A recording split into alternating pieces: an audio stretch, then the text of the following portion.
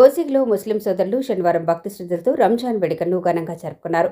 ఉదయం తమ ఇళ్ల నుంచి మసీదుల నుంచి ర్యాలీగా బయలుదేరిన వారు రైల్వే గేటు సమీపంలోని ఈద్గా వద్దకు చేరుకుని ప్రత్యేక నమాజ్ నిర్వహించారు. ఈ సందర్భంగా మత పెద్ద జాకీర్ మౌలానా ఈద్ ఉల్ ఫితర్ మహత్తును వివరించారు. రంజాన్ మాసంలో పవిత్ర ఖురాన్ గ్రంథం అవతరించిందని తెలిపారు. ప్రతి ముస్లిం ఆధ్యాత్మిక చింతనలో ఉండి అల్లాను ప్రతి క్షణం ఆరాధించాలని సూచించారు. ఇతరులకు కీడు చేయకుండా మంచి నడవడిలో నడుచుకొని అవసరమైన వారికి సహాయం చేయాలని ఉపదేశించారు. స్వమతాన్ని ఆదరించడంతో పాటు పరమతాలను గౌరవించాలని పేర్కొన్నారు.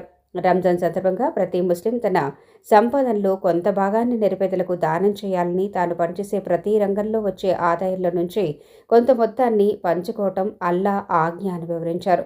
రంజాన్ పండుగను పురస్కరించుకుని స్థానిక జామియా నూరానీ సున్నీ, మదీనా, మజీదే అక్సా, అన్వరుల్లా ఫారూఖీ మసీదుల ముస్లిం సోదరులు ఈద్గా వద్దకు చేరుకుని ప్రత్యేక ప్రార్థనలు నిర్వహించారు. వేడుకలు భక్తి వాతావరణంలో ప్రశాంతంగా ముగిశాయి.